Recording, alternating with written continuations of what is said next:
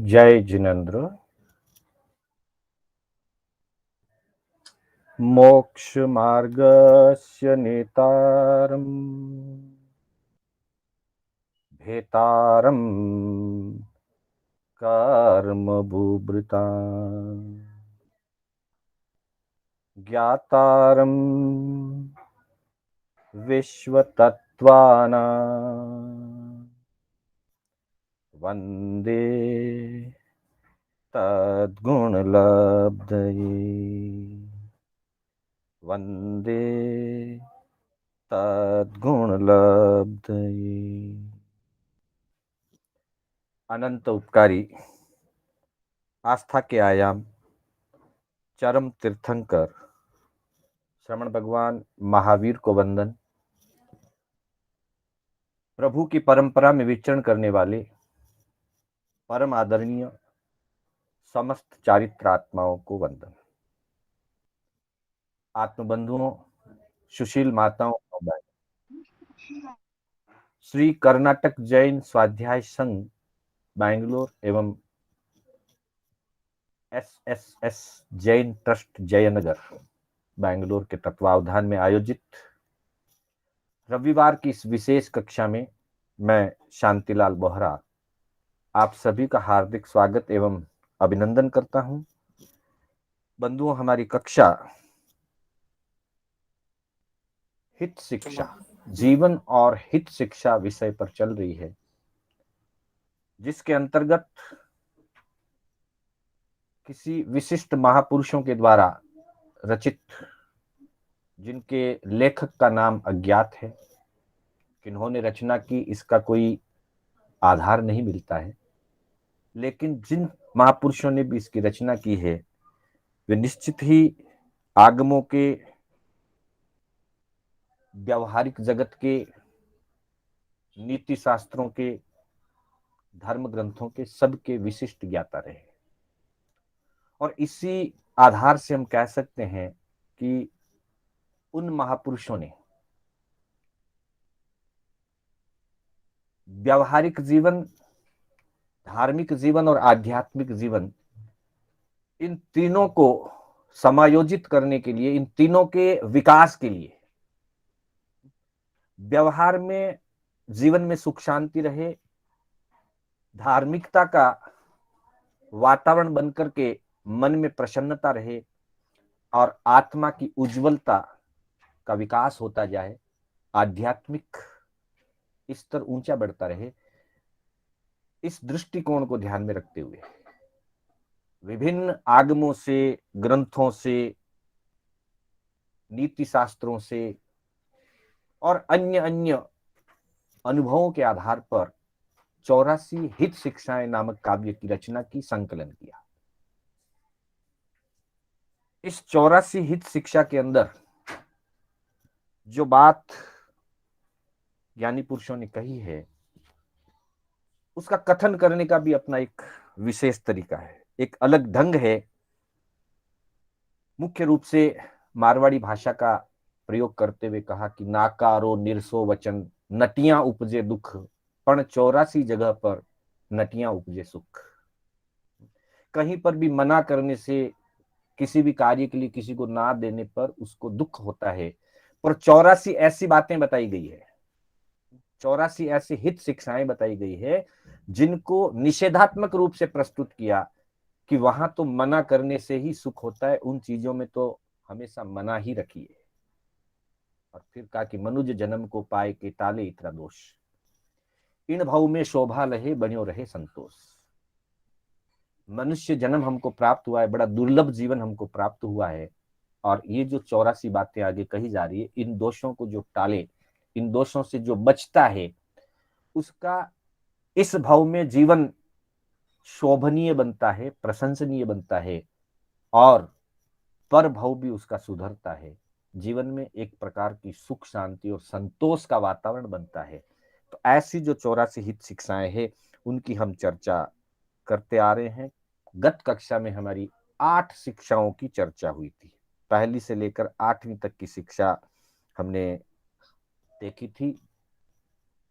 प्रभु समरंतियां चुकिए नहीं, गुरु सेवा से लुकिए नहीं, करनी कर घर भाजे नहीं, धर्म नेम गटाजे नहीं, दान देत अलसाजे नहीं, संत देख टल जाजे नहीं, गुण बिन शीस नमाजे नहीं, नीति बात उठाजे नहीं। इन 8 बातों की हमने चर्चा की थी। आज हम इससे आगे बढ़ रहे हैं 9वीं हित शिक्षा से। नीची संगति करिए नहीं, ऊंची को पर हरिए नहीं, नृप से वाद वदीजे नहीं, ओछी अकल उपाजे नहीं।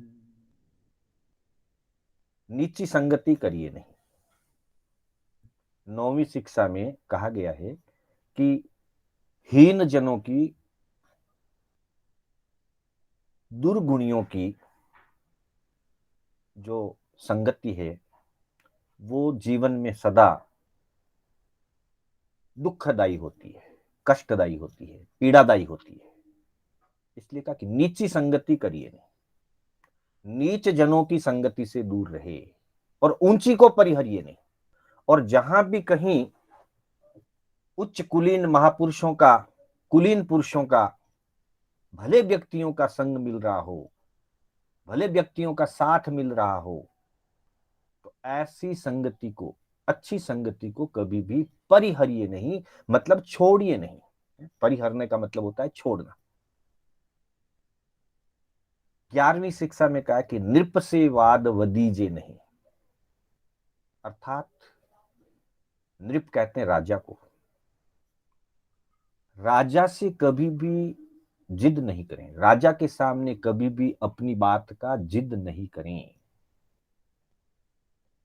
और ओछी अकल उपाजे नहीं, 12वीं शिक्षा में कहा है ओछी अकल उपाजे नहीं, अर्थात अपनी सोच, अपना विचार, अपना चिंतन हमेशा ऊंचा रखें,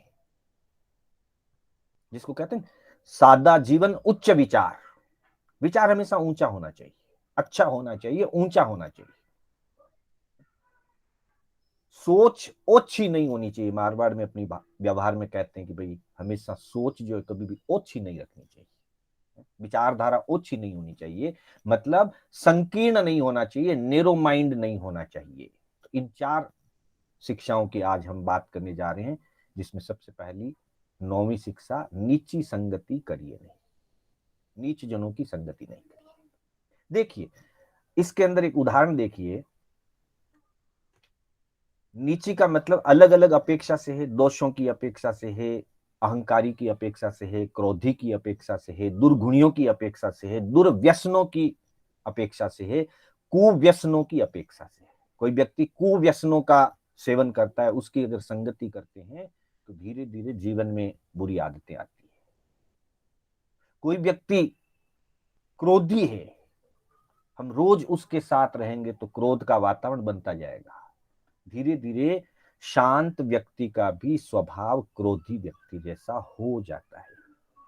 उत्तरार्जन सूत्र के अंदर रुद्र चंद्राचार्य आचार्य जी का एक वर्णन आता है। रुद्र चंद्राचार्य वे शांत स्वभाव के थे, लेकिन उनका शिष्य, रुद्र चंद्राचार्य जी का शिष्य जो था वो बहुत ओछी बुद्धि का व्यक्ति था और गुणवान नहीं था, विनयवान नहीं था, अहंकारी था, बात बात पर लड़ाई झगड़ा करने वाला था, बात बात पर ओछी अक्कल का प्रयोग करता था, संकीर्णता का प्रयोग करता था, अपने गुरु के दोष देखता था। होते होते स्थिति ये बनी कि धीरे धीरे जो शांत स्वभावी मुनि थे, चंड रुद्राचार्य, जो शांत स्वभावी मुनि थे, उस शिष्य के कारण से धीरे धीरे उनका मन भी आवेशित होने लग गया, चिड़चिड़ा होने लग गया, उनका भी स्वभाव क्रोधी बन गया। वैसे ही एक दूसरे आचार्यों का उसी प्रसंग में वर्णन आया है, जो स्वभाव से बड़े क्रुद्ध थे, बड़े चंचल प्रकृति के थे, बार बार क्रोध आता था, जल्दी जल्दी क्रोध आता था। उनके पास एक मुनि, नव दीक्षित मुनि उनके पास दीक्षित हुए थे, एक नव युवक उनके पास दीक्षित हुए थे। वो बड़े ही शांत स्वभाव के और विनीत भाव के थे। जब विनीत भाव के थे तो दीक्षा लेते ही उन्होंने कहा, निवेदन किया अपने गुरुदेव से, भगवान अब मेरी दीक्षा हो गई है, मेरे घर वाले पसंद नहीं करेंगे, वे आकर के आपसे सवाल जवाब पूछेंगे, इसलिए मैं चाहता हूं कि हम यहां से विहार कर जाएं। गुरु थोड़े क्रोधी स्वभाव के थे। उन्होंने कहा कि बस तूने दीक्षा लेते ही मेरे लिए परेशानी कर दी, मैं वृद्ध हूं, बीमार हूं, मेरे से तो चला ही नहीं जाता है।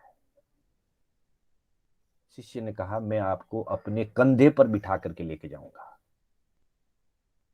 उन्होंने अपने गुरुजी को कंधे पर बिठाया और लेकर के रवाना हो गए। अब नव दीक्षित हैं, रास्तों का बराबर ज्ञान नहीं है, कभी पहले पैदल चले नहीं, श्रेष्ठी परिवार के थे, वाहन का प्रयोग करते थे, सदा घोड़े पर या रथ पर बैठ करके प्राय आना जाना होता था उनका ग्रस्त अवस्था में। आज दीक्षा ले ली, पैदल चल रहे हैं, नंगे पांव चल रहे हैं, पहली बार काम पड़ा इतना लंबा पैदल चलने का, और वो भी जंगल के रास्ते उबड़ खाबड़, और ऊपर से गुरुदेव को कंधे पर बिठाया हुआ। तो पांव बराबर स्थिर नहीं पड़ रहे, बार बार पांव अटकते हैं, आड़े टेढ़े पांव पड़ते हैं। तो गुरुजी ऊपर से उसको ठोले मारते हैं कि तेरे से देख करके चला नहीं जाता, ये नहीं वो नहीं, मुझे कितनी पीड़ा हो रही, कितनी तकलीफ हो रही। वो उग्र स्वभावी थे, गुरु उग्र स्वभावी थे। शिष्य शांत भाव से, गुरुदेव क्षमा कीजिए, मैं कोशिश करूंगा, मैं ठीक से चलूंगा, आपको कष्ट हो रहा है, मैं क्षमा चाहता हूं, मेरे कारण आपको कष्ट हो रहा है, मैं क्षमा चाहता हूं। देखिए क्षमा का अच्छी संगति का क्या प्रभाव है।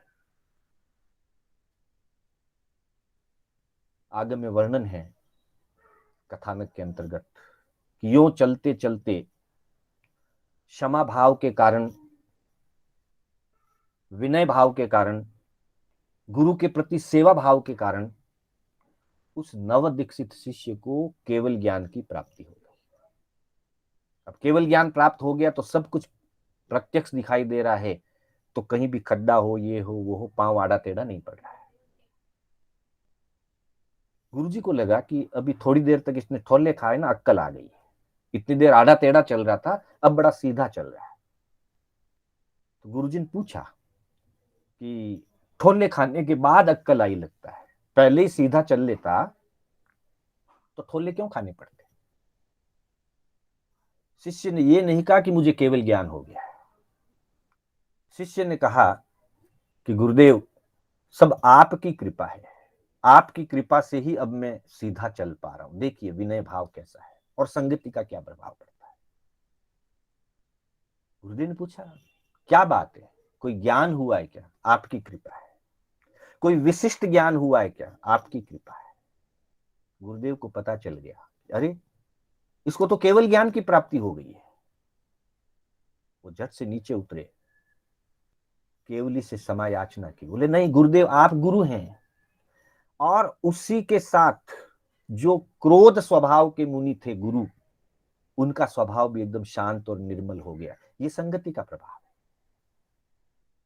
कहा रुद्र चंद्राचार्य जो शांत स्वभाव के थे, ओछी बुद्धि वाले अविनीत शिष्य के संगति से वे स्वयं रुद्र बन गए। और कहा दूसरा जो उदाहरण लिया सेवा भावना का, जो मुनि, जो आचार्य स्वयं चिड़चिड़े स्वभाव के थे, अच्छे शिष्य की संगति मिली, शांत स्वभाव बन गया। इस संगति का प्रभाव पड़ता है। हमारे यहां कहा जाता है कि लोहा अगर पारस की संगति करे, पारस मणि नाम का एक मणि होता है जिसके बारे में कहा जाता है कि पारस के स्पर्श कर लेने मात्र से लोहा सोना बन जाता है। अब देखिए लोहा वही है, पारस की संगति की सोना बन गया। और वही लोहा अग्नि की भी संगति करता है। जब लोहा अग्नि की संगति करता है तो वह आग में लाल हो जाता है। खूब आग में जब तपाया जाता है लोहे को, तो वो आग में लाल बुंद हो जाता है, और लाल बुंद हो जाने के बाद उसको बड़े हथौड़े से पीटा जाता है। लोहा वही है। उसी लोहे ने जब पारस की संगति की तो वो लोहा सोना बन गया। लोहा वही है। और उसी लोहे ने जब अग्नि का संपर्क किया, अग्नि उष्णता का प्रतीक है, पारस गुण का प्रतीक है, अच्छाई का प्रतीक है। ये तो प्रतीक है। लोहा आग का गोला बन गया अग्नि के संपर्क से, और हथौड़ों से पीटा गया। वैसे ही व्यक्ति दुर्गुणों का संपर्क कर लेता है, दुर्गुणियों का संपर्क करके दुर्गुणी बन जाता है, तो संसार में सब जगह ठोकरें खाता है, जैसे लोहा हथौड़े से पीटा जाता है। और वहीं अगर लोहा पारस का संपर्क कर ले तो वह उच्च दशा को प्राप्त कर लेता है, खुद सोना बन जाता है, और संसार में सब जगह आकर्षण का कारण बनता है। तो वैसे ही जो व्यक्ति अच्छी संगति का संयोग करता है, इसलिए कहा कि नीची संगति करिए नहीं, ऊंची को परिहरिए नहीं। ऊंची संगति कहीं मिले तो उसको छोड़े नहीं, उसका जरूर लाभ ले, और नीच की संगति नहीं करिए। इसको समझने के लिए एक उदाहरण हम और लेते हैं, जो हमारे इतिहास का बहुत महत्वपूर्ण उदाहरण है, बहुत ही महत्वपूर्ण उदाहरण है। आचार्य सिद्ध ऋषि सूरी, आचार्य सिद्ध ऋषि सूरी कैसे उनके जीवन में संगति का प्रभाव पड़ा, यह विशेष रूप से जानने योग्य है। आचार्य सिद्धर्षि उस युग के भीनमाल शहर के अंदर उनका जन्म हुआ था, पर संगति अच्छी और बुरी दोनों होती है। एक श्रेष्ठी परिवार में, करोड़पति श्रेष्ठी परिवार में, उस युग के श्रेष्ठी परिवार के अंदर महाप्रभावक आचार्य सिद्धर्षि सूरी का जन्म हुआ था। घर में खूब पैसा था, नौकर चाकर थे, तो व्यापार का कोई भार नहीं था, क्योंकि नौकर मुनीम सब थे, और घर में भी किसी चीज की कमी नहीं थी। तो जो ग्रस्त अवस्था में उनका नाम था सिद्ध, सिद्धराज या सिद्ध। एक बार उनका जो संग है, उनकी जो संगति है, मित्रों की संगति हुई, और उसमें ऐसे मित्रों की संगति हो गई जो जुआ खेलते थे। करोड़पति पिता की संतान है, घर में सब अनुकूलताएं हैं, पैसे की कमी नहीं है, सिर पर कोई बोझ नहीं है, और ऐसे मित्रों का संयोग बन गया कि वो जुआरियों के साथ जुए खेलने लग गए। और जब जुओं की आदत लगी, गैम्बलिंग की आदत लगी, तो उसके कारण दूसरी बुराइयां भी जीवन में एक एक करके आने लग गई। पत्नी परेशान हो गई, क्योंकि वो तो शाम को चले जाते मित्रों के साथ जुआ पार्टी में, रात को देर से घर आते। एक दिन की बात नहीं, धीरे धीरे सिलसिला चलने लग गया। लंबा समय बीत गया, महीनों बीत गए, 4-6 महीने बीत गए। पत्नी दुखी होकर के पीड़ित हो गई। सासू जी को लगा कि बहू कहीं कोई बीमार है, क्या कारण है, अभी नव यौवना है, नव विवाहिता है, घर में कोई कमी नहीं, फिर ये उदास क्यों रहती है, दुखी क्यों हो रही है। सासू जी ने पूछा, एक दो बार पूछने पर बताया कि कोई तकलीफ नहीं है, मुझे घर में कोई कमी नहीं है, मुझे मन में भी कोई बाधा नहीं है, परिवार में कोई अशांति नहीं है, लेकिन आपके पुत्र समय पर घर नहीं आते, रात को 2 बजे 3 बजे जैसी मर्जी वो घर आते हैं। मैं इंतजार करती रहती हूँ, कभी ऐसे ही सो जाती हूँ, कभी ऐसे ही खाना खाती हूँ, कभी नहीं खाती हूँ, उनकी चिंता में रह जाती हूँ। सासू जी ने कहा, बेटा आज तुम सो जाओ, वो आएंगे तो मैं दरवाजा खोलूंगा। अब देखिए दुर्गुणियों की संगति से उनका जीवन कैसा हो गया, वो स्वयं जुआरी बन गए और भी अन्य अन्य बुराइयां उनके जीवन में आ गई। आज दरवाजा खोलने के लिए बहू नहीं थी, मां दरवाजे पर बैठी थी और लगभग 3 बजे के आसपास सिद्ध अपने घर पहुंचा। दरवाजा खोलने के लिए कहा, मां ने कह दिया नहीं, इतनी रात को आने वालों के लिए सभ्य घरों के दरवाजे नहीं खुलते, कहां भटक रहे थे। उसने कहा मां दरवाजा खोलो, मैं कहीं भी गया था, अब उससे क्या मतलब है, दरवाजा खोल दो। बोले तुम्हारी पत्नी रोज खोल देती थी, तुम बिगड़ चुके हो और बिगड़े हुओं के लिए मेरे घर में स्थान नहीं है। सभ्य घर के दरवाजे इस तरह से भटक कर आने वालों के लिए नहीं खुलेंगे। मां ने देखा आज थोड़ी सी कठोरता बरती जाएगी तो धीरे धीरे ये सुधर जाएगा, कल ठीक रास्ते पर आ जाएगा। पर प्रकृति को कुछ और मंजूर था। उसने पूछा अगर आप दरवाजा नहीं खोलती हैं तो मैं कहां जाऊं। कि तुम कहीं भी जाओ, जहां तुम्हें दरवाजा खुला मिले वहां चले जाओ, पर मेरे घर के दरवाजे नहीं खुले। वैसे कुलीन था, दुर्गुण खाली उसमें आए नीची संगति के कारण, बाकी वो कुलीन था, आज्ञाकारी भी था, विद्वान था, समझदार था, सब कुछ था। लेकिन बुरी संगति जब आती है तो विद्वता कुलीनता सब दब जाते हैं और बुराइयां जीवन में आ जाती है। मां ने कह दिया कहीं भी जाओ दरवाजा नहीं खुलेगा, जहां दरवाजा खुलता है वहां जाओ। वो वापस भटकते भटकते पूरे गांव में भटका, कहीं दरवाजा खुला नहीं मिला। घंटा भर हो गया भटकते भटकते, अचानक देखा एक भवन, उसके दरवाजे खुले। मां ने कहा था जहां दरवाजा खुला मिले चले जाओ।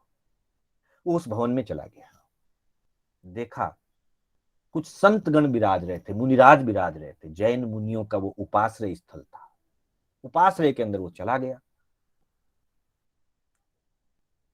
जाकर के चुपचाप बैठ गया तो देखा वहां मुनिगण कितनी यत्ना से उठ रहे हैं, बैठ रहे हैं, अपना जप तप कर रहे हैं, स्वाध्याय कर रहे हैं, मौन है, शांत है। विचार किया कि कैसा एक मेरा जीवन है जो दुर्गुणों से भरा हुआ है, और कैसे ये महापुरुष हैं जिनका जीवन इतना शांत है कि यहां वातावरण में बैठते ही, उस स्थान पर आकर बैठते ही ऐसी पवित्रता का, ऐसी प्रशमता का अनुभव हुआ, ऐसा आनंद का अनुभव हुआ मन के अंदर कि उनके परिणाम बदलने लग गए। ये संगति का, अच्छी संगति, अच्छे परमाणुओं का प्रभाव देखिए। और घंटे आधे घंटे वो चुपचाप बैठे रहे, थोड़ा उजाला होने लगा, फिर मुनिगण अपने प्रतिक्रमण में लग गए, प्रतिक्रमण की साधना की, फिर एक दूसरे से क्षमा याचना की, खमत खामना किया। ये सारे दृश्य सिद्धराज ने अपनी आंखों से प्रत्यक्ष देखे और वहां के पवित्र परमाणुओं का प्रत्यक्ष अनुभव किया, आनंद का अनुभव किया। मन में प्रशम भाव जगे और लगा कि जिंदगी तो यही अच्छी है, मैं जो जी रहा था वो तो बेकार है, बिल्कुल गलत है। उसने बड़े गुरु से निवेदन किया सूर्योदय होने के बाद कि भगवान मैं आपकी नेसराय में रहना चाहता हूं, आपके चरणों में रहना चाहता हूं। महाराज नहीं जानते थे कौन थे क्या, एक नवयुवक आया, उनको नहीं मालूम उसका बैकग्राउंड क्या है। गुरुदेव ने कहा हमारे यहाँ वही रह सकता है जो हमारे जैसी चर्या पालता है, जो संयमी होता है, वही हमारे साथ रह सकता है। संसारी व्यक्ति हमारे साथ लगातार नहीं रह सकता। अगर तुम हमारे साथ रहना चाहते हो तो तुम विचार कर लो, ये दिनचर्या है हमारी, इस प्रकार के पापों का सब त्याग करना होगा और ऐसी चर्या। बोले मुझे मंजूर है। उन्होंने पक्का दृढ़ विश्वास कर लिया कि मुझे संयम लेना है, सारी बुराइयों को छोड़ देना है। इधर सूर्योदय होने के बाद भी जब वो घर नहीं पहुंचे तो पिता ढूंढते हुए आए और आखिर में ढूंढते ढूंढते उनको वो उपाश्रय में मिले। अब बेटा घर चलो, ठीक है, तुम्हारी माँ ने तुमको समझाने के लिए कहा, हो गया, अब घर चलो। पिता के कहने पर सिद्धराज कहते हैं कि नहीं पिताजी, अब मुझे घर नहीं चलना है, मुझे अब दीक्षा लेनी है। मुझे अब संयम लेना है, मुझे अब इनके जैसा ही बनना है, मुनि बनना है, शांत जीवन जीना है। पिता ने कहा, देखो तुम्हारा जीवन कैसा है तुम भी जानते हो, हम भी जानते हैं। तुम्हारे लिए ये दीक्षा विक्षा की बातें बहुत दूर की चीज है। तुम्हारा जीवन जिस प्रकार का है, तुम्हारे जीवन में जैसी बुराइयां हैं, तुम जुए खेलते हो, तुम नाच गान देखने के लिए नर्तकियों के कोठों पर जाते हो, तुम्हारा और इन मुनिराजों का तो कोई संपर्क ही नहीं है, तुम्हारा और दीक्षा का तो कोई दूर नजदीक का संबंध नहीं। उसने कहा, पिताजी अब मेरी आत्मा जाग चुकी है, इन महापुरुषों के जीवन को देख करके मेरा जीवन बदल गया है।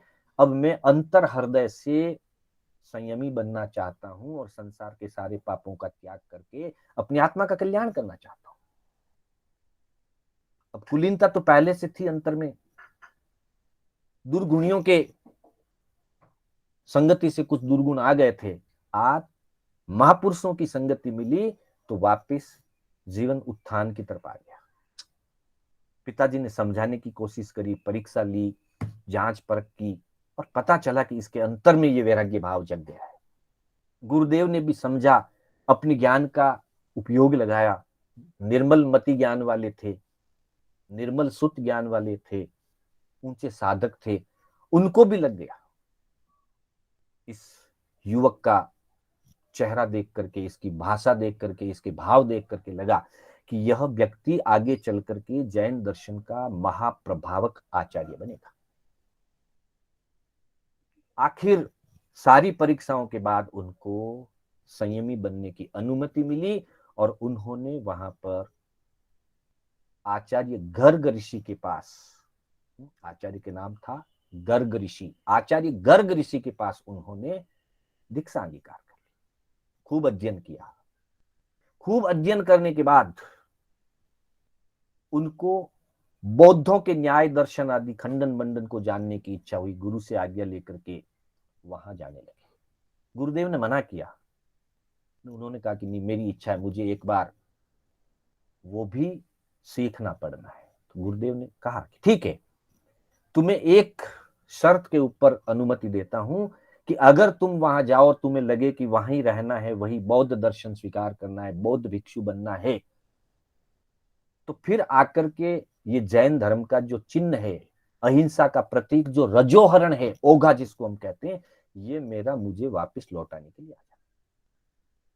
उन्होंने प्रतिज्ञा की और चले गए।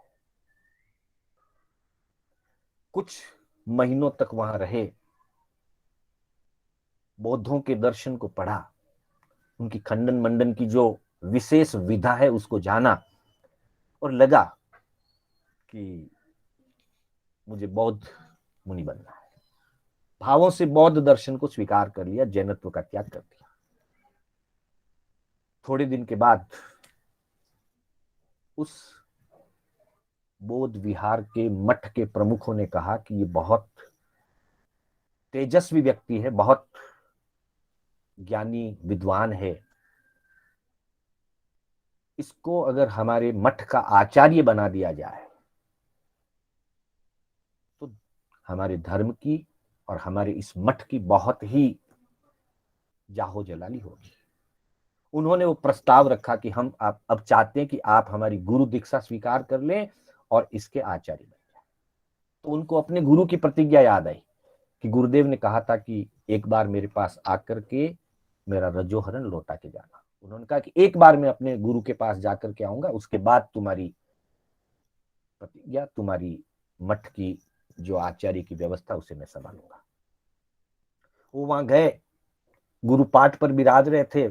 अब इनके मन में जैनत्व के प्रति, गुरु के प्रति कोई प्रकार का बहुमान नहीं है, विनय नहीं है। गए, सीधे खड़े रहे, गुरुदेव को वंदन तक नहीं किया। गुरुदेव को पता चल गया कि इसके ऊपर बौद्ध दर्शन का प्रभाव पड़ चुका है। कोई बात नहीं, गुरुदेव ने उनको एक पुस्तक दी कि तुम थोड़ी देर ये पुस्तक देखो।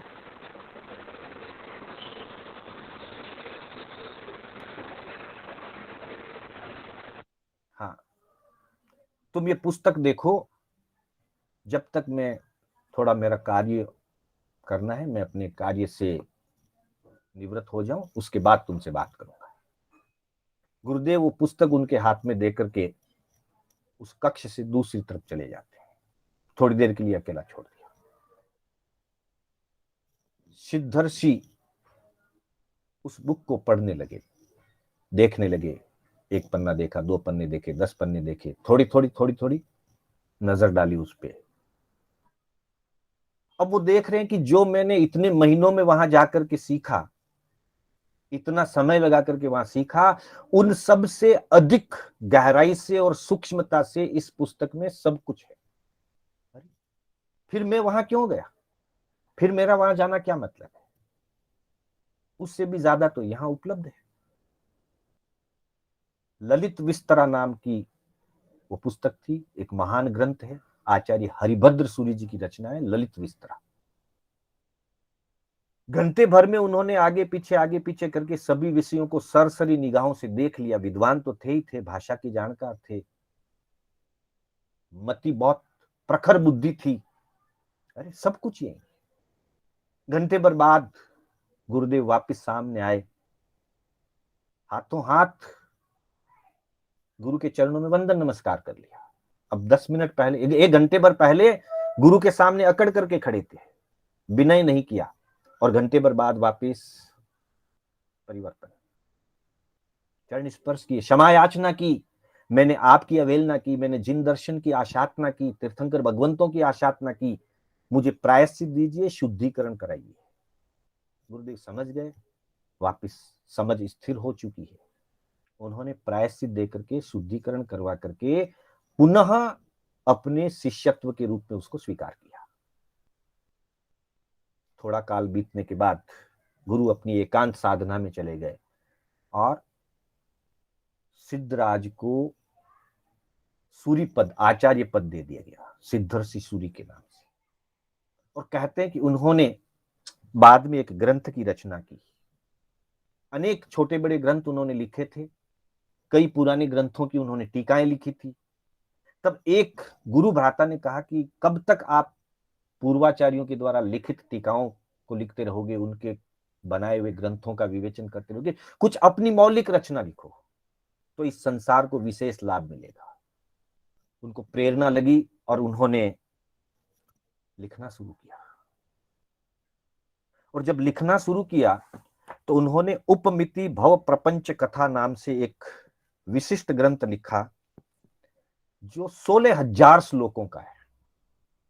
देखिए, जो व्यक्ति गलत संगति के कारण जुआरी बन गया था, दुर्गुणी बन गया था, दुर्व्यसनी बन गया था, वही व्यक्ति गुरु के, ज्ञानी गुरु के संपर्क से, ज्ञानी गुरु के संगति में आने से एक महात्मा बन गए, ज्ञानी बन गए, विद्वान बन गए, महापुरुष बन गए।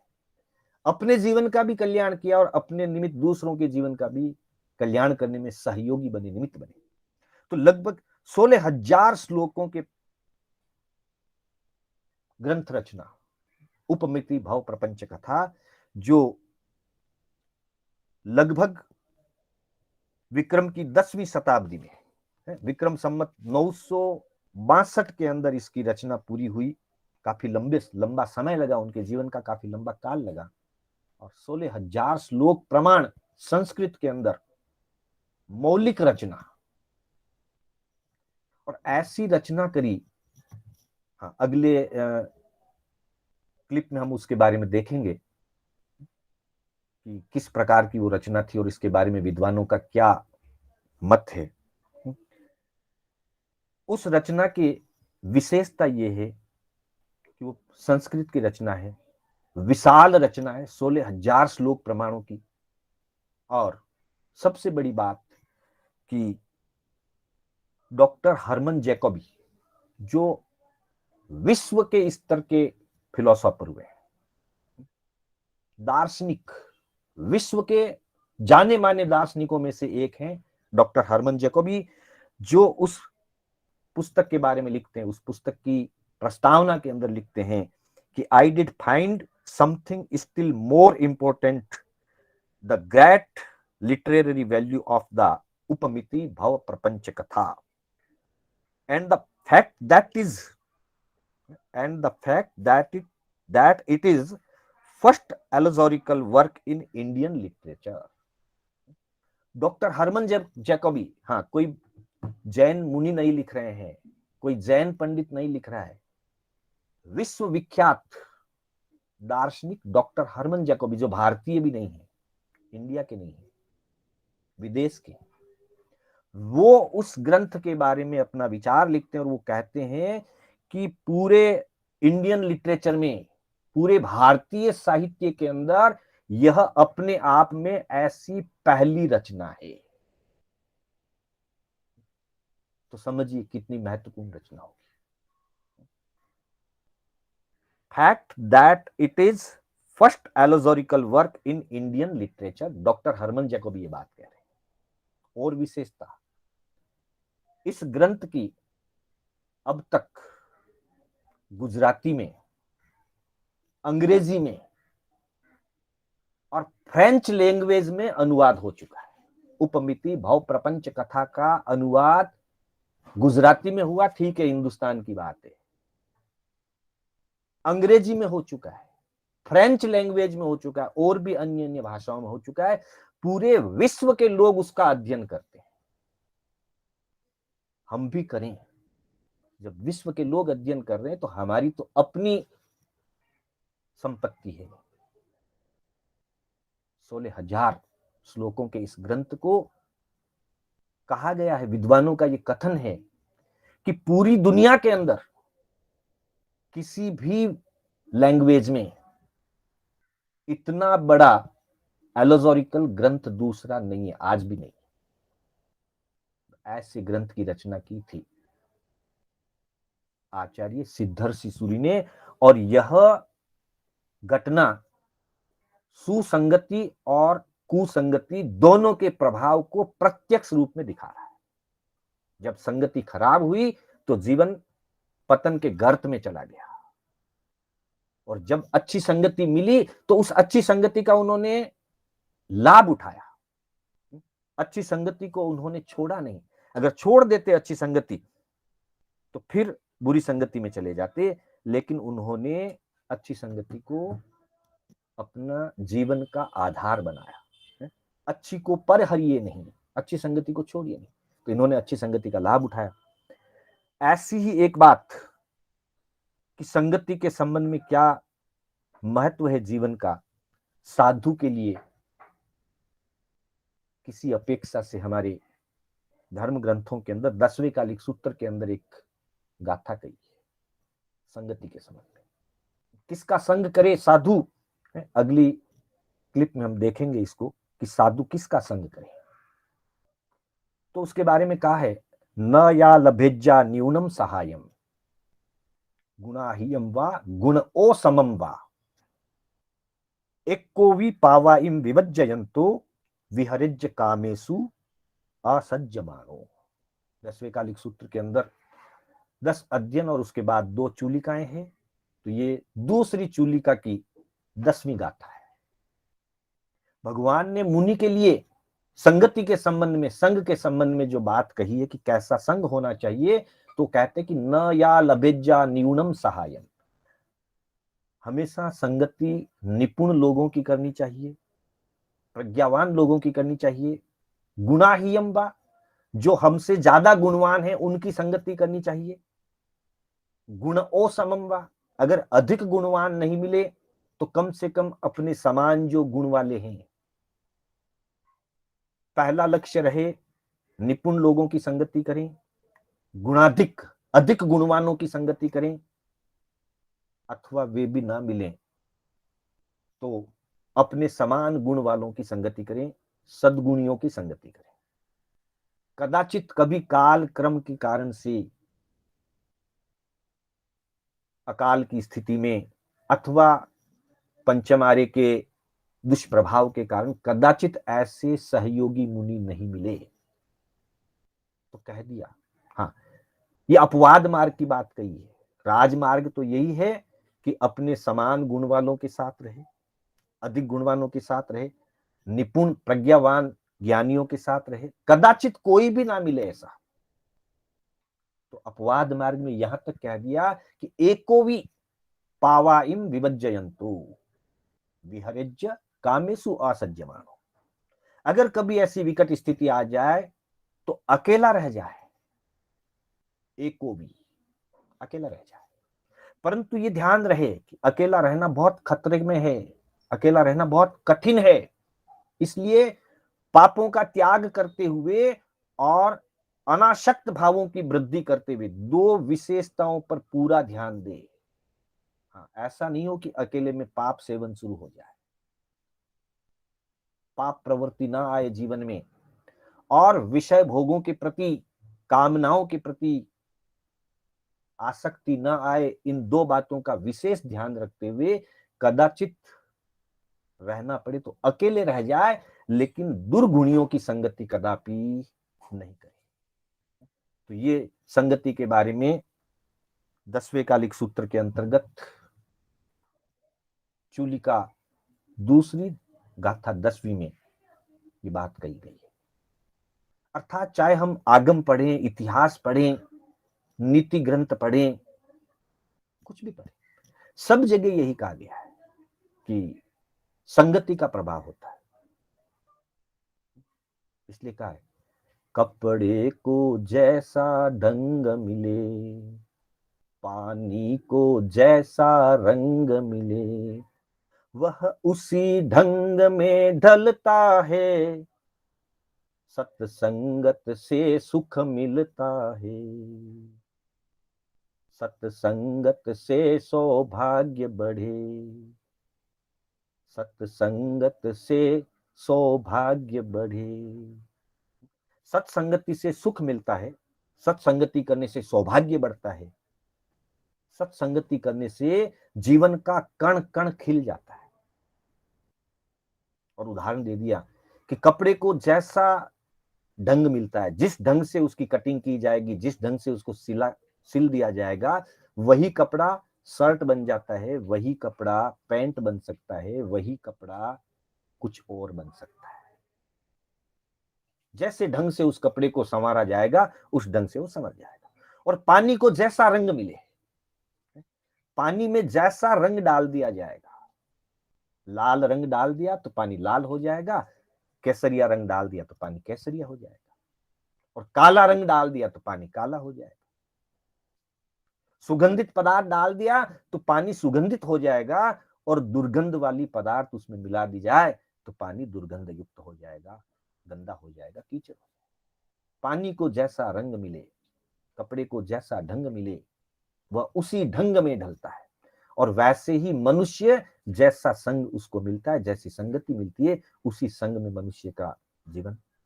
और अगर सत्संगति मिल जाए तो सत्संगत से सुख मिलता है, जीवन का कण कण खिलता है, सत्संगत से सौभाग्य बढ़े, सत्संगति करने से जीवन में सुख और सौभाग्य की वृद्धि होती है। तो 9वीं और 10वीं शिक्षा के संबंध में हमने चर्चा की कि बुरी संगति करना नहीं और अच्छी संगति को छोड़ना नहीं। उसके बाद अगली 2 शिक्षाएं हैं, नृप से वाद वदीजे नहीं। 11वें नंबर पर कहते हैं, नृप से वाद वदीजे नहीं, अर्थात राजा के साथ जिद नहीं करे, वाद विवाद नहीं करे, और ओछी संगत, ओछी अकल उपाजे नहीं, और बुद्धि कभी भी ओछी बुद्धि नहीं रखी। अब देखिए, क्यों राजा से विवाद नहीं करना, उसका व्यावहारिक कारण है। राजा होते हैं अधिकारी, उनसे अनावश्यक रूप से अगर हम वाद विवाद करें तो वे अपने अधिकार और सत्ता मद में आकर के हमारा अहित कर सकते हैं, हमें सजा दे सकते हैं, हमें अपने राज्य की सीमा से बहिष्कृत कर सकते हैं। उस युग में राजा होते थे तो राजा की अपेक्षा से बात कही। यहां मतलब अधिकारी का है, अधिकारी के सामने कभी भी जिद नहीं करे, या तो उनकी बात को मान ले, नहीं समझ में आती है तो चुप रह जाए, नहीं स्वीकार होती है तो चुप रह जाए, लेकिन अधिकारी के सामने अहंकार युक्त होकर के आवेश में आकर के जिद नहीं करे, चुप रह जाए। अवसर आने पर, अनुकूल अवसर देख करके फिर अपनी बात रखे। ये नहीं है कि गलत को स्वीकार कर ले, गलत को स्वीकार करने की बात नहीं, लेकिन जिस समय अधिकारी शांत माहौल में नहीं है, अधिकार के भाव में है, आदेश के भाव में है, उस समय अगर हम जिद करेंगे, हम आर्ग्यूमेंट करेंगे, तो वे हमारी बात नहीं सुनेंगे। उस समय हमें चुप रह जाना ही ठीक है। चुप रह करके उनका मन भी थोड़ा शांत होने दें, वातावरण निर्मल और नॉर्मल हो जाने दें। जब वातावरण निर्मल हो जाए, नॉर्मल हो जाए, माहौल शांत हो जाए, उसके बाद अपनी बात रखें, अपनी बात समझाने का प्रयास करें। समझें, अच्छी बात है, नहीं समझें, अपनी बात रख दें, अपनी ओर से स्पष्टीकरण कर दें, लेकिन जिद न करें। नृप से वाद वदीजे नहीं। अब वो चाहे राजा हो, आज की दृष्टि में देखें तो मंत्री, प्रधानमंत्री, गांव के मुखिया, नगर के मुखिया, जिस जिस समय जो व्यवस्था होती है, कोई व्यक्ति शिष्य रूप में है तो गुरु से जिद नहीं करे, गुरु से वाद विवाद नहीं करे।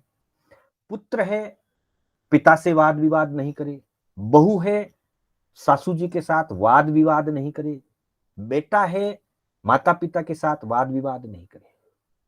और कर्मचारी है तो मालिक के साथ या अपने डिपार्टमेंट के अफसर के साथ वाद विवाद नहीं करे, अपनी बात रख सकता है। समझाने की ताकत है तो समझाइए, नहीं समझा सकते हैं तो एटलीस्ट चुप रहिए। क्योंकि जो भी अधिकारी होते हैं, अधिकारी में सत्ता का एक अंश होता ही है, सत्ता के मद का अंश होता ही है। और जब व्यवहार जगत के अधिकारियों के सामने उनसे छोटे स्तर का व्यक्ति,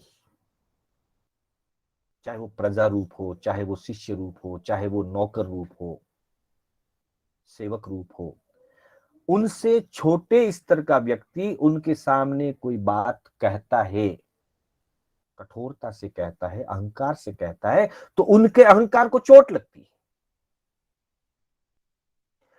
हमेशा अधिकारी की दृष्टि यही रहती है कि मेरे नेसराय में रहने वाला हमेशा मेरे साथ विनय व्यवहार से ही कार्य करे। ये एक मानसिकता है, ये एक साइकोलॉजी है। इसलिए व्यवहारिक दृष्टि से जीवन में कोई अशांति और कोई अनहोनी ना घटे, इसलिए कह दिया कि नृप से वाद वदीजे नहीं। राजा और राज कर्मचारियों के साथ हमको जिद नहीं करना, वाद विवाद नहीं करना, अपनी बात शांतिपूर्वक कह दें और फिर चुप रह जाए। और 12वीं शिक्षा में कहा, ओछी अकल उपाजे नहीं, हीन बुद्धि का कोई कार्य नहीं करें, ओछी बुद्धि का कोई कार्य नहीं करें। हमेशा अपनी सोच ऊंची और अच्छी बनाए रखें, विचारों में हमेशा उदारता और विशालता बनाए रखें। विचारों में जब विशालता और उदारता होती है तो उसका प्रभाव जीवन में आता है, जीवन भी विशाल बनता है, उदार बनता है। और जीवन में छोटी छोटी बातों को लेकर, छोटी छोटी चीजों को लेकर कलह, क्लेश और चिड़चिड़ापन नहीं होता है। और बुद्धि अगर ओछी होती है, सोच अगर छोटी होती है, तो फिर हर क्षेत्र में वो नकारात्मक सोचता है, जीवन के हर फील्ड में नेगेटिव सोचता है। और नेगेटिव सोचने के कारण कहीं पर भी उसको आनंद की, प्रसन्नता की अनुभूति नहीं होती है, क्योंकि उसकी दृष्टि ही हमेशा नकारात्मक रहेगी। ओछी अक्ल के कारण, छोटी सोच के कारण वो स्वयं किसी का विश्वसनीय नहीं बन पाता, उसे किसी का विश्वास नहीं होता, वो स्वयं किसी का अपना नहीं बन पाता, वो किसी को अपना बना नहीं पाता। और वैसी स्थिति में वो हमेशा क्लेशमय रहता है, हमेशा चिड़चिड़ा रहता है, हमेशा उसका जीवन अशांत रहता है। इसलिए कहा ओछी अकल उपाजे नहीं। तो बंधुओं, समय होने जा रहा है। आज हम 9, 10 और 11, 12 इन 4 हित शिक्षाओं की हमने चर्चा की।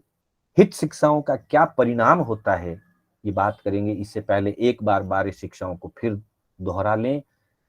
प्रभु समरंता चुकिए नहीं, गुरु सेवा से लुकिए नहीं, करनी कर घर भाजे नहीं, धर्म नेम घटाजे नहीं, दान देत अलसाजे नहीं, संत देख टल जाजे नहीं, गुण बिन शीस नमाजे नहीं, नीति बात उठाजे नहीं, नीची संगति करिए नहीं, ऊंची को परिहरिए नहीं, नृप से वाद वदीजे नहीं, ओछी अकल उपाजे नहीं। जो भी व्यक्ति इन शिक्षाओं का अपने जीवन में पालन करता है तो उनके लिए कह दिया कि वो इणगत चाले सुगड़ नर। जो परिणाम है शिक्षाओं का, परिणाम के बारे में कहते हैं कि जो भी व्यक्ति इनका पालन करता है, इन शिक्षाओं का पालन करता है, वो अपने जीवन में इस भव में और पर भव में निश्चित ही सुखी हो जाता है। क्यों सुखी हो जाता है? कि जो शिक्षाएं हैं वो महापुरुषों के जीवन की अनुभूत शिक्षाएं हैं।